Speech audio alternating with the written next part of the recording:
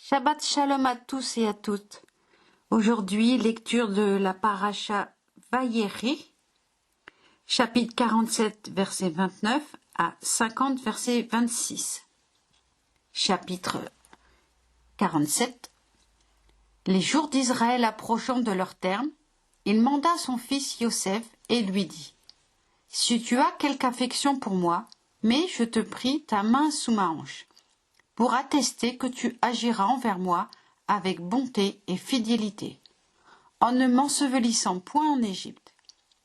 Quand je dormirai avec mes pères, tu me transporteras hors de l'Égypte, et tu m'enseveliras dans leur sépulcre. » Il répondit : « Je ferai selon ta parole. » Il reprit : « Jure-le-moi. » Et il le lui jura, et Israël s'inclina sur le chevet du lit. Chapitre 48. Il arriva, après ces faits, qu'on dit à Yosef : « Ton père est malade. » Et il partit, emmenant ses deux fils, Manassé et Éphraïm. On l'annonça à Yaakov en disant : « Voici que ton fils Yosef vient te voir. » Israël recueillit ses forces et s'assit sur le lit. Et Yaakov dit à Yosef : « El Shaddai Tout-Puissant m'est apparu à Luz, au pays de Canaan, et m'a béni. Il m'a dit : « Je veux te faire croître et fructifier, et je te ferai devenir une multitude de peuples, et je donnerai ce pays à ta postérité ultérieure comme possession perpétuelle. Eh bien, tes deux fils, qui te sont nés au pays d'Égypte avant que je vinsse auprès de toi en Égypte, deviennent les miens, non moins que Réhouven et Siméon, Éphraïm et Manassé seront à moi. Quant aux enfants que tu engendreras après eux, ils te seront attribués. Ils s'appelleront du nom de leurs frères à l'égard de leur héritage. Pour moi, quand je revins du territoire d'Aram, Rachel mourut dans mes bras au pays de Canaan pendant le voyage, lorsqu'une kibra de pays me séparait encore d'Éphrate.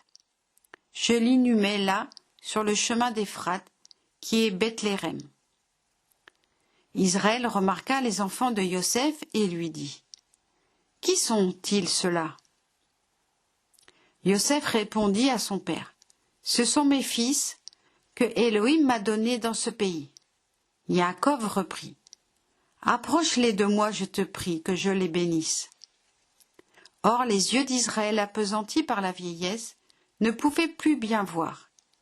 Il fit approcher de lui ces jeunes gens, leur donna des baisers, les pressa dans ses bras.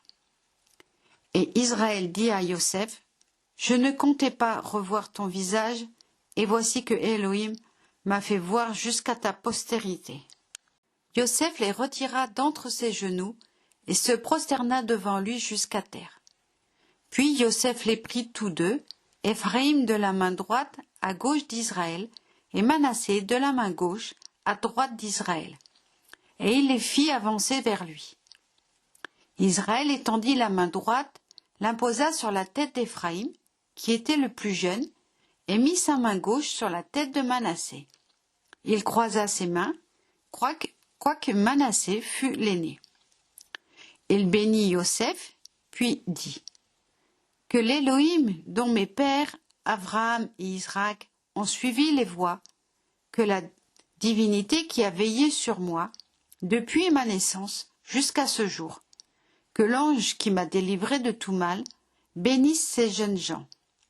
Puisse-t-il perpétuer mon nom et le nom de mes pères, Abraham et Isaac. Puisse-t-il multiplier à l'infini au milieu de la contrée. » Yosef remarqua que son père posait sa main droite sur la tête d'Éphraïm, et cela lui déplut. Il souleva la main de son père pour la faire passer de la tête d'Éphraïm sur la tête de Manassé.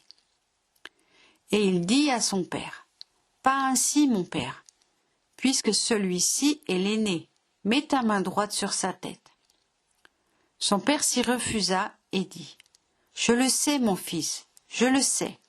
Lui aussi deviendra un peuple, et lui aussi sera grand. Mais son jeune frère sera plus grand que lui, et sa postérité formera plusieurs nations. » Et il bénit alors, et il dit, Israël te nommera dans ses bénédictions en disant, Élohim te fasse devenir comme Éphraïm et Manassé. Il plaça ainsi Éphraïm avant Manassé. Israël dit à Yosef, Voici, je vais mourir, Élohim sera avec vous, et il vous ramènera au pays de vos aïeux. Or, je te promets une portion supérieure à celle de tes frères, portion conquise sur l'Amoréen, à l'aide de mon épée et de mon arc.